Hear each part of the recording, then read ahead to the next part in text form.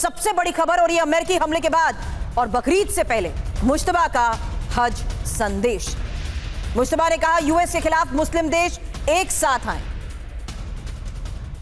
मुश्तबा ने कहा मुस्लिम देश नया ग्लोबल ऑर्डर बनाए। मुश्तबा ने कहा मुस्लिम देश अमेरिकी प्रभाव से निकले बाहर और भविष्य नई मुस्लिम सभ्यता का। एक और सबसे बड़ी खबर यह है कि अमेरिका के हमले के बाद मुश्तबा ने बड़ा बयान दिया है कि खाड़ी देश अमेरिकी बेस के लिए ढाल नहीं बनेंगे। इजरायल अपने खात्मे की ओर बढ़ रहा है। अमेरिका धीरे धीरे अपनी ताकत खो रहा है।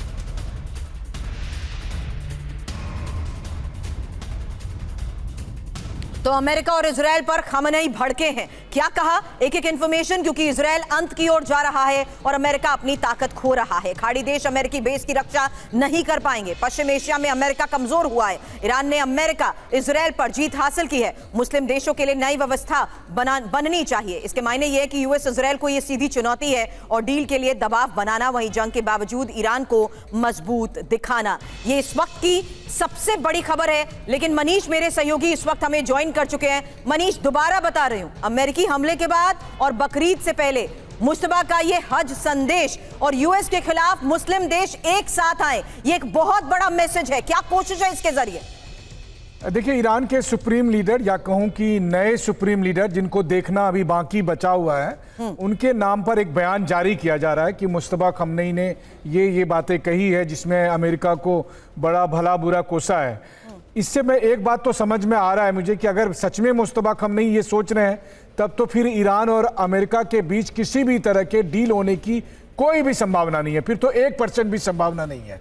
और अगर दूसरी बात यह है कि अगर ईरान ये सोच रहा है कि इस जंग के बाद बाकी मुस्लिम देश ईरान को अपना नेता मान लें या ईरान के साथ हो जाएं, वो अमेरिका का हाथ छोड़ दें, तो फिर सवाल आता है कि फिर यूएई, कतर, बहरीन जैसे मुल्कों का क्या होगा जो एक तरह से अपने आप को अमेरिकन स्टेट मान के चल रहे हैं। तो वैसी स्थिति में जाहिर है कि ईरान और अमेरिका के बीच का ये संकट अभी सुलझने वाला नहीं है। मुश्तबा खamenei के इस बयान से मुझे समझ में आ रहा। और जो दूसरी बात मुझे समझ में आ रही है कि कुछ मुल्क जो कि मिडिल ईस्ट में हैं, वो ईरान के परमानेंट दुश्मन बनने वाले हैं, ये बात भी क्लियर होती जा रही है। लेकिन इस बीच ईरान से तनाव के बीच ही सऊदी अरब में एक बड़ी तैयारी को लेकर भी खबर है, जहां मक्का मदीना में लगाए गए हैं डिफेंस सिस्टम और मक्का मदीना में पैट्रियट तक तैनात है। और हज में हमले के खतरे को देखते हुए इस तैयारी को लेकर बड़े दावे किए जा रहे हैं। हॉर्मुज में अमेरिकी हमले के बाद सऊदी अरब भी अलर्ट है। तो क्या हमला कर ईरान को भड़का रहे हैं डोनाल्ड ट्रंप? कल हज का सबसे महत्वपूर्ण दिन है और कल ही सऊदी अरब में बकरीद। अब बकरीद से 24 घंटे पहले ये हमला, और हमले में IRGC के 4 जवान मारे गए हैं। हालांकि अमेरिका के हमले से ईरान और ज्यादा गुस्से में है। ऐसे में बड़ा सवाल ये है कि क्या ईरान पर हमला करने का बहाना डोनाल्ड ट्रंप खोज रहे हैं? मनीष, एक सवाल ये भी कि क्या ईरान को मुस्लिम देशों से अलग करने की ये साजिश है, और क्या अरब में ईरान को मिल रहा समर्थन ट्रंप को नामंजूर है? इसको लेकर सवाल। लेकिन एक और बड़ी खबर, और ये खबर आज अब्राहम समझौते को लेकर है, क्योंकि अब अब्राहम समझौते का विस्तार हो सकता है। ट्रंप ने अरब के कई देशों से अपील की है, समझौते पर साइन करने की अपील की गई है। अब्राहम से ही ईरान डील ऐतिहासिक बनेगी और समझौते से अरब जगत में शांति आएगी। ये अब्राहम समझौता है क्या? और ट्रंप का ये अब्राहम प्लान अरब देश कैसे परेशान हो सकते हैं, इसी को लेकर मनीष आपसे सवाल करूं। उससे पहले इंफॉर्मेशन, क्योंकि डोनाल्ड ट्रंप का ये प्रस्ताव क्या है? ईरान डील को अब्राहम के विस्तार से जोड़ना चाहिए। सऊदी, कतर, तुर्की से इजरायल के संबंध सामान्य हो और पाकिस्तान, मिस्र और जॉर्डन भी समझौते में शामिल हो। ये देश एक साथ अब्राहम समझौते पर हस्ताक्षर करें और मध्य पूर्व में ऐतिहासिक गठबंधन बनाने का ये सही समय है। भविष्य में ईरान भी इस समझौते का हिस्सा बन सकता है। अब तक किन देशों के हस्ताक्षर है ये भी जान लीजिए। यूएई, बहरीन, मोरक्को, सूडान और कजाकिस्तान। किन देशों को प्रस्ताव है? जहां सऊदी अरब, कतर, मिस्र, जॉर्डन, तुर्की और पाकिस्तान। हालांकि एक और इंफॉर्मेशन जान लीजिए सवाल करने से पहले कि आखिर जिस अब्राहम समझौते के विस्तार का यह प्रस्ताव है वो समझौता है क्या? 3 पॉइंट में समझिए। अरब देशों में हालात सामान्य करने की पहल, दूसरी बड़ी बात इजरायल समेत 12 देशों में शांतिपूर्ण संबंध, और तीसरा इजराइल अरब के बीच राजनयिक संबंध बहाली। टाइमिंग और वजह क्या है? क्योंकि अरब के देश और इजराइल के बीच भीषण तनाव है। अरब देश इजराइल के बीच फिलिस्तीन बड़ा मुद्दा है और अरब देश तभी मान्यता देंगे जब फिलिस्तीन मुद्दा हल हो। अब समझौते में फिलिस्तीन का मुद्दा अलग रखा गया है। इसकी शुरुआत कब हुई? 2020 में ट्रंप की मध्यस्थता से इसकी शुरुआत हुई थी। अब ट्रंप अब्राहम को तेजी से आगे बढ़ा रहे हैं। हालांकि इसी अब्राहम समझौते का ईरान से क्या संबंध है यह भी जान लीजिए, क्योंकि डोनाल्ड ट्रंप ईरान डील को अब्राहम से जोड़ना चाह रहे हैं। इसका मतलब जरा सरल शब्दों में समझाइएगा मनीष जरूर, कि आखिर कैसे डोनाल्ड ट्रंप ईरान डील को अब्राहम से जोड़ना चाहते हैं। ईरान अरब देशों के बीच तालमेल बढ़ाने पर जोर दे रहे हैं और अरब इजराइल के बीच दूरी और तनाव कम करना, संपूर्ण अरब पर अमेरिकी प्रभुत्व का विस्तार करना, चीन और रूस के प्रभाव को भी सीमित करना। बड़ी बात यह है कि जो देश शामिल नहीं है उनकी नीयत पर एक बड़ा सवाल। मनीष।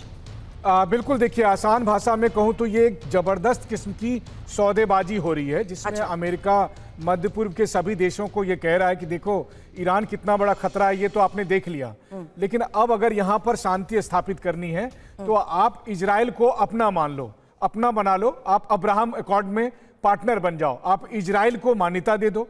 आज की तारीख में मध्य पूर्व के देश और पाकिस्तान इजराइल को मान्यता नहीं देते हैं, और जिन्होंने मान्यता दी या फिर जिन्होंने दोस्ती की, जो अब्राहम अकॉर्ड के पार्टनर हैं, उसमें यूएई जैसे मुल्क हैं शामिल। तो लेकिन सऊदी अरब इजराइल से दूरी बनाए हुए है। तो आप देखिए कि इस वक्त किस तरह से ट्रंप ने इस युद्ध के नाम पर इजराइल की लेजिटिमेसी को और अधिक बढ़ाने के लिए सऊदी अरब से कहा कि आप भी अब्राहम अकॉर्ड का पार्ट हो जाइए। पाकिस्तान जैसे मुल्क को कहा कि जब तुम मेरी हर बात मान लो तो यह भी बात मान लो कि आप इजराइल को लेकिन आप पाकिस्तान की बात कर रहे हैं, तो पाकिस्तान तो इस मूल विचारधारा को जिस तरीके से कैरी करता है, क्या वो डोनाल्ड ट्रंप के खिलाफ कोई रेड लाइन क्रॉस कर सकते हैं? ऐसा मुमकिन है? सवाल इसलिए क्योंकि अब ट्रंप के इसी शांति प्लान से पाकिस्तान मुश्किल में है।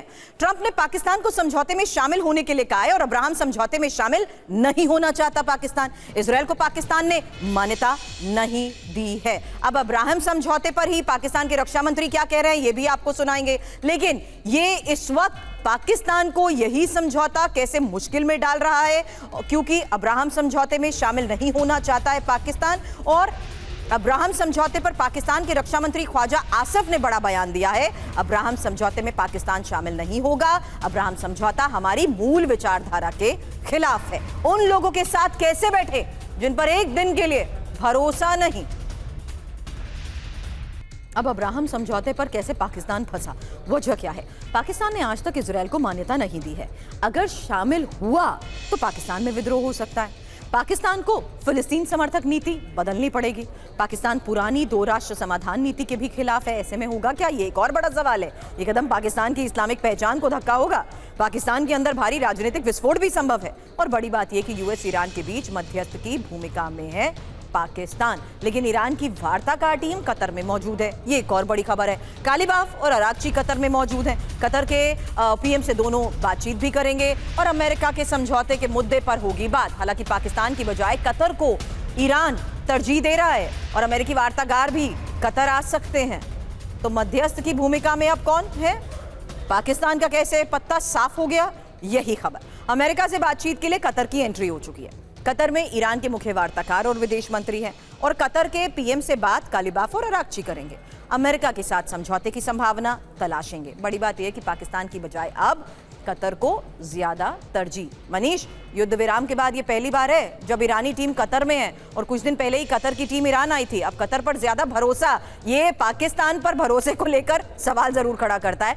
ईरान अब कतर के जरिए बातचीत चाहता है। पहले भी वाया कतर अमेरिका से ही बात हुई थी। मनीष, दो बातें हैं इसमें। एक तो ये कि कतर पर यह आरोप लगा था कि कतर ने चुपके से पर्दे के पीछे से ईरान को प्रॉमिस किया है कि मैं आपको 10-12 बिलियन डॉलर दे दूंगा। मतलब अमेरिका मुआवजा नहीं देगा, इजराइल मुआवजा नहीं देगा, लेकिन आपकी क्षतिपूर्ति मैं कर दूंगा। हालांकि कतर ने आधिकारिक तौर पर इसे डिनाई किया है, लेकिन हाँ या ना के बीच में कहीं बात है, कहीं तो कुछ बात है, तभी तो इतनी चर्चा हो रही है। दूसरी बात है कि भरोसे की बात तो पाकिस्तान ना ही करे, क्योंकि उससे ज़्यादा दगाबाज कौन होगा। लेकिन मैं ये सोचता हूँ कि पाकिस्तान को अमेरिका पर भरोसा है और अमेरिका के ही एक महत्वपूर्ण सहयोगी कह लीजिए या अमेरिका का ही एक हाथ, दायां हाथ इजराइल पर भरोसा नहीं है। ये कैसे चलेगा? जहाँ लाभ है वहाँ पर भरोसा, जहाँ लाभ नहीं है वहाँ पर नुकसान। और जो तीसरी सबसे महत्वपूर्ण बात है कि अभी आपने खबर दिखाई कि मक्का और मदीना में हज यात्रियों की सुरक्षा के लिए और काबा की सुरक्षा के लिए एयर डिफेंस लगाए गए हैं। मुझे बताइए वहाँ कौन अटैक करेगा? वहाँ अमेरिका अटैक करेगा? वहां इजराइल अटैक करेगा, या वहां किसके डर से ये एयर डिफेंस लगाए गए हैं? तो क्या ईरान ये दुस्साहस करने जा रहा है कि वो मक्का मदीना में हज यात्रा के दरमियान अटैक करेगा? और अगर वो अटैक कर रहा है तो फिर ईरान के सुप्रीम लीडर किस मुस्लिम कौम की और यूनिटी की बात कर रहे हैं? तो ये सब वो सवाल है जो पॉलिटिकल प्लेटफॉर्म पर पूछे जाने में दिक्कत होती है, और इसीलिए आप पाकिस्तान की तरफ से ये घिसा पिटा स्टेटमेंट सुनते हैं कि इजराइल वैसा है वैसा है वैसा है, लेकिन साथ ही वो बैठकर अमेरिका के साथ पिंगे भी बढ़ाते हैं। राइट। अब एक और बड़ी खबर है, क्योंकि अब संवर्धित यूरेनियम को लेकर खबर यह है कि चीन को संवर्धित यूरेनियम ईरान दे सकता है। यूरेनियम देने पर ईरान ने शर्त रखी है। अमेरिका से डील को लेकर गारंटी ईरान चाहता है। अल अरबिया के हवाले से बड़ी खबर, और सवाल यह है कि क्या चीन को यूरेनियम ईरान देगा, क्योंकि खबर यह है कि चीन को अपना संवर्धित यूरेनियम दे सकता है ईरान, और ईरान चीन को संवर्धित यूरेनियम देने के लिए तैयार भी हो चुका है। ईरान अमेरिका को यूरेनियम देने के लिए तैयार नहीं है। अमेरिका की मांग भी है कि संवर्धित यूरेनियम नष्ट करे या फिर सौंप दे, और अमेरिका या तीसरे देश को देने पर जोर भी दिया जा रहा है। और कितना संवर्धित यूरेनियम है ये हम जानते हैं, 440 किलो, 60% संवर्धित। अभी फिलहाल अपडेट यह है कि प्रस्ताव पर अमेरिकी मुहर लगनी बाकी है। मनीष, ये सवाल लाउड एंड क्लियर में हमने डोनाल्ड ट्रंप के चीन दौरे के दौरान भी किया था कि क्या चीन को लेकर, मिडिल ईस्ट के ईरान को लेकर, संवर्धित यूरेनियम को लेकर डोनाल्ड ट्रंप और शी के बीच कोई बातचीत मुमकिन है? क्योंकि वो चाहते हैं कि वो अपना संवर्धित यूरेनियम सौंप दे अमेरिका को। अगर ऐसा नहीं होता तो क्या वो चीन को सौंपने के लिए राजी हो सकता है? देखिए, हालांकि अमेरिका, खास करके राष्ट्रपति ट्रंप ने तो यही कहा है कि हम ईरान से यूरेनियम, या तो अमेरिका आएगा या फिर अमेरिका और ईरान मिलके किसी तीसरी जगह पर उसको हम डिस्ट्रॉय करेंगे। तो अमेरिका तो तैयार नहीं होगा कि चीन को ईरान अपना संवर्धित यूरेनियम दे दे। लेकिन मैं ये सोचता हूँ कि मान लीजिए ऐसा हो गया तो फिर चीन क्या करेगा? वैसे तो ईरान और अमेरिका के जंग में चीन की सक्रिय भूमिका तो पहले से ही सामने थी, लेकिन मुझे लगता है कि उस यूरेनियम के नाम पर चीन कितना बार्गेनिंग करेगा ईरान के साथ, कितना बार्गेनिंग करेगा अमेरिका के साथ, और मिडिल ईस्ट में फिर चीन का कितना इन्फ्लुएंस होगा। तो क्या मिडिल ईस्ट में अमेरिकी इन्फ्लुएंस को खत्म करने के लिए चीन का इन्फ्लुएंस बाकी मुल्कों को एक्सेप्ट होगा? तो बहुत कुछ बदल रहा है मिडिल ईस्ट की राजनीति को लेकर, और ये सारे 400 किलो यूरेनियम दरअसल एक तूफान बनकर मिडिल ईस्ट में पड़ा हुआ है। लेकिन अब एक और बड़ी खबर है, और ये मुश्तबा खamenei को लेकर अमेरिका से बड़ी खबर है, जहां अज्ञात जगह पर छुपे मुश्तबा खamenei और अमेरिकी खुफिया एजेंसीज ये बड़ा दावा कर रही है। मुश्तबा ने बाहरी दुनिया से संपर्क तोड़ दिया है। लेकिन अब बड़ा सवाल कि क्या मुश्तबा की लोकेशन का अमेरिका को पता चल गया है? क्योंकि इसी लाउड एंड क्लियर में हमने आपको दिखाया था कि मुश्तबा खamenei किस तरीके से सीक्रेटली एक ऐसी लोकेशन पर है जहां वो किसी के साथ कोई कनेक्शन नहीं बना रहे, ताकि किसी तरीके का सबूत अमेरिका को ना मिले। लेकिन आज ये एक बड़ी खबर है, मुश्तबा की लोकेशन क्या अमेरिका को पता है? 7 बड़ी बातें अमेरिकी खुफिया विभाग बड़ा दावा कर रही है। ईरान में मुश्तबा अज्ञात जगह पर छिपे हैं। बाहरी दुनिया से मुश्तबा का कोई संपर्क नहीं है, बहुत कम है। बड़े ईरानी नेताओं से ही मुश्तबा मिल रहे हैं। सिर्फ कुछ चुनिंदा लोगों के संपर्क में मुश्तबा है, और मुश्तबा से पहुंच नहीं होने से ही डील होने में दिक्कत भी हो रही है। हालांकि अमेरिकी प्रस्ताव पर मुश्तबा से संवाद में दिक्कत। अब बड़ा सवाल ये है कि मुश्तबा के ठिकाने के बारे में यूएस को क्या पता चल गया है, और क्या मुश्तबा को लेकर यूएस बड़ी प्लानिंग कर रहा है?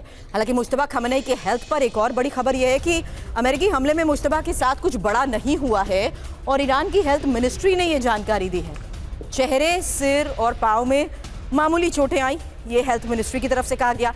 मुश्तबा के किसी अंग को काटा भी नहीं गया है।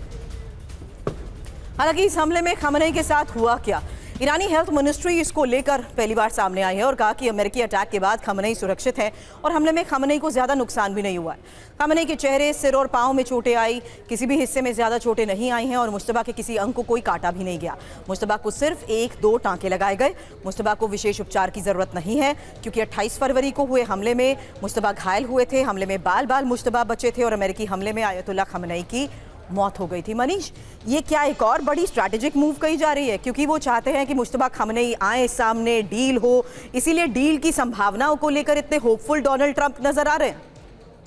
देखिए, पहली बात तो ईरान के नए सुप्रीम लीडर मुश्तबा खamenei की सुरक्षा का है, तो इतनी सावधानी बरतना जरूरी भी है। वैसे भी इसलिए क्योंकि तेहरान में भी बहुत सारे गद्दार बैठे घूम रहे हैं, और इसीलिए उनको ये देखना है कि किसी भी तरीके से इजराइल को या अमेरिका को, या फिर मान लीजिए पाकिस्तान वाले भी घूम फिर रहे हैं, तो कब ये मुश्तबा खamenei की लोकेशन को लेकर डील कर ले, किसी को नहीं पता है। और आप एक बात सोचिए ना कि पाकिस्तान के जनरल मुनीर जाते हैं कायदे से, तो उनको मिलना चाहिए मुस्तफा खamenei से, उनकी मुलाकात नहीं कराई जा रही है। क्यों? क्योंकि एक बार जब वो मुलाकात हो जाएगी तो यही जनरल मुनीर जाकर अमेरिका में उसका सारा सीक्रेट बेचाएंगे, और इसीलिए ये सारा एहतियात बढ़ता जा रहा है। जो दूसरी बात है कि देखिए, मुस्तफा खamenei वैसे भी एक हार्ड स्टैंड लेने वाले लीडर माने जाते हैं। अगर उनका स्वास्थ्य ठीक है, अगर वो राजकाज में अगर वो कामकाज देख रहे हैं, तो वैसी स्थिति में किसी भी तरह की कोई गुंजाइश नहीं है कि वो ट्रंप के इन तमाम शर्तों को मान लें। और जब वो नहीं मानेंगे तो जाहिर है कि डील नहीं होगी, और डील नहीं होगी तो जंग होगी, जिसका छिटपुट तरीके से आपने कल रात में भी देख ही लिया। जी, शुक्रिया मनीष। फिलहाल रूसी मिसाइल की, जहां यूक्रेन ने मिसाइल को इंटरसेप्ट किया है, रिहायशी क्षेत्र में मिसाइल का मलबा गिरा है, रूसी KH-101 को तबाह करने का भी दावा किया गया है। तो अब एक और ऐसा फ्रंट जहां देखिए किस तरीके से लगातार हमलों को अंजाम देते हुए KH-101 मिसाइल इंटरसेप्ट की गई है। और ये कीव से आई वो तस्वीरें हैं जहां रिहायशी इलाके में भी मिसाइल का मलबा गिरा है। और आपको बता दें, कीव के आसमान में रूसी मिसाइल, यूक्रेन ने मिसाइल को इंटरसेप्ट किया।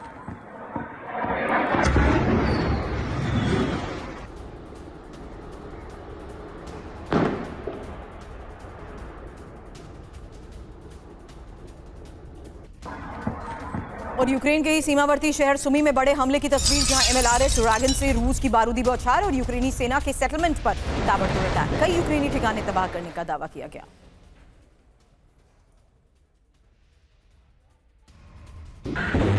अब निप्रो से खेरसों तक रूस का प्रचंड प्रहार। बड़ी खबर यह है कि निप्रो में फैब बॉम्ब से ताबड़तोड़ हमले हुए हैं और खेरसों में यूक्रेनी गढ़ पर कब्जे का दावा किया गया। इन हमलों में कई यूक्रेनी सैनिकों की मौत का रूस कर रहा है दावा।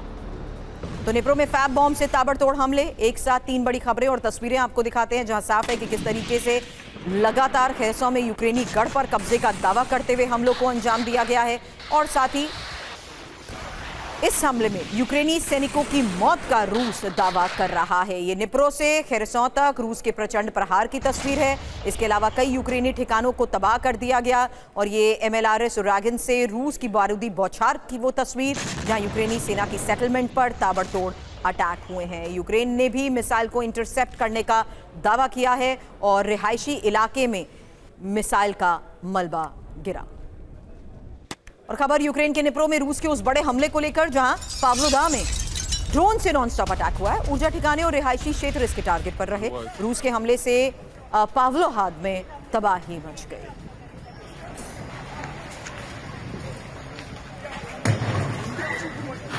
और रूसी हमलों से भड़के यूक्रेन का पलटवार, जहां रूस के व्लादिमीर प्रांत में ड्रोन अटैक हुआ और ऑयल डिपो को यूक्रेन ने टारगेट किया है।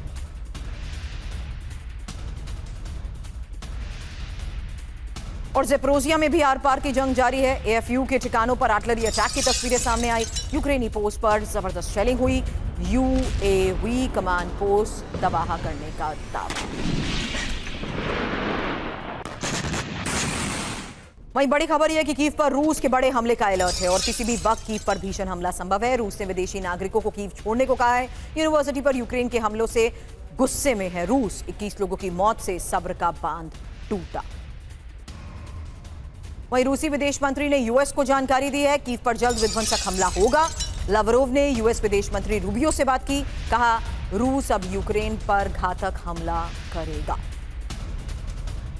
हालांकि यूनिवर्सिटी पर हमला और रूस लेगा बदला, क्योंकि रूस की चेतावनी है विदेशी नागरिक तुरंत कीव छोड़े। राजनयिक और अंतर्राष्ट्रीय संगठन भी निकले, नागरिक सैन्य और सरकारी ठिकानों से दूर रहें। रूस क्यों भड़का हुआ है? क्योंकि स्टोरोबिल्स्क में यूनिवर्सिटी पर हमला हुआ। यूक्रेन के ड्रोन हमले में 21 लोगों की मौत हुई। ऐसे में कीव पर 24 मई से भी बड़े हमले की तैयारी को लेकर दावा किया जा रहा है। रूस ने अमेरिका को इसकी जानकारी दी है।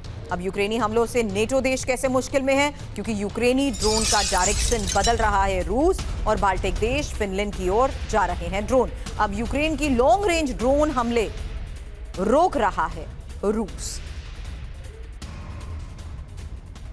तो यूक्रेन का ड्रोन प्रहार, नेटो में क्यों हाहाकार? क्योंकि रूस के अंदर ड्रोन हमले यूक्रेन कर रहा है। यूक्रेन के ड्रोन को रूस जाम कर रहा है। रूस ने ड्रोन जाम करने की टेक्निक बनाई है।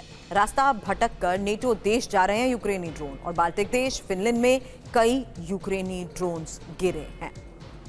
हालांकि रूस और ब्रिटेन के बीच अब टकराव की आशंका। बड़ी खबर यह है कि ब्रिटेन के पास समंदर में रूस के युद्धपोत दिखे हैं। 30 मील की दूरी पर एडमिरल ग्रिगोरोविच नजर आया है और क्रूज मिसाइलों से लैस थे रूस के जंगी जहाज।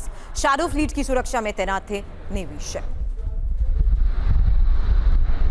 और ऑपरेशन गिग्रोविच है क्या? क्योंकि दावा यह किया जा रहा है कि समंदर में रूस और ब्रिटेन के बीच जंग की आशंका है। रूस के 2 युद्धपोत ब्रिटेन के पास इंग्लिश चैनल से गुजरे हैं और एडमिरल गिग्रोविच ब्रिटेन से 30 मील दूर दिखाए। ईस्ट आर्मर की चेतावनी के बावजूद रूस की यह हिमाकत, जहां रूस के दोनों शिप शैडो फ्लीट की सुरक्षा में तैनात थे। ऐसे में आगे क्या होगा, ये एक और बड़ा सवाल है, क्योंकि रूसी युद्धपोत का ब्रिटेन के नजदीक आना सामान्य नहीं है और रूसी वॉरशिप को ब्रिटेन की सेना ने रोका तो टकराव और बढ़ेगा। ऐसे में पश्चिम प्रतिबंध के बाद शैडो फ्लीट से तेल रूस भेजता है, एक बहुत बड़ी बात है। अब रूस की ऑयल रिफाइनरी पर हमले जारी हैं। वहीं ब्रियांस्क में ऑयल डिपो पर कीव के अटैक की भी तस्वीरें सामने आई हैं। रूस की सिजुरान रिफाइनरी भी पूरी तरह ठप हो चुकी है। यूक्रेन ने रिफाइनरी पर ड्रोन अटैक किया था।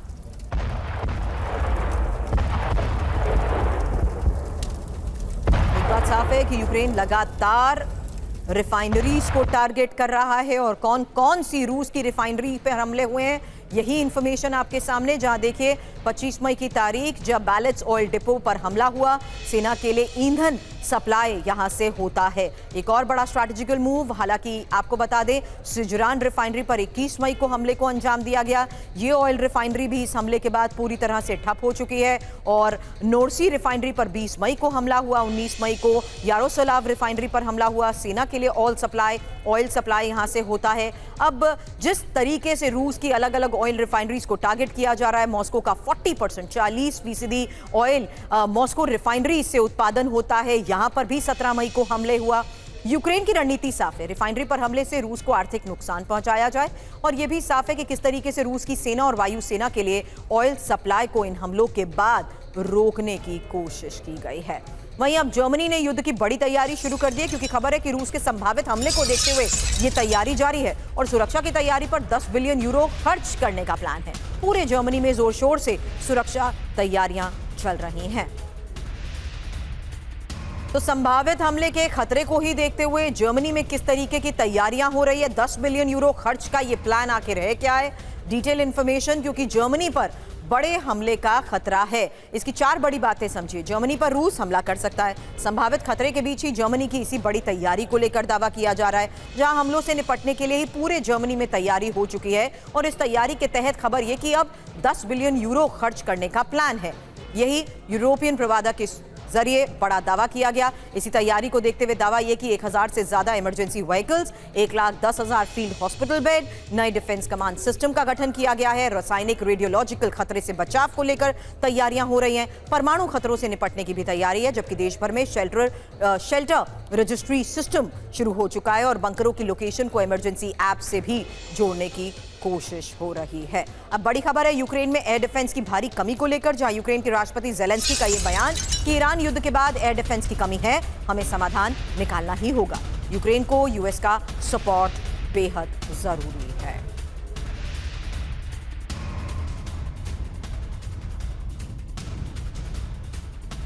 वहीं यूक्रेन ने नया एयर डिफेंस भी बनाया है। रूसी हमलों को रोकने की ये तैयारी, जहां पैट्रियट के विकल्प के तौर पर तैयार और फ्रेजा प्रोजेक्ट के तहत नया एयर डिफेंस सिस्टम बना।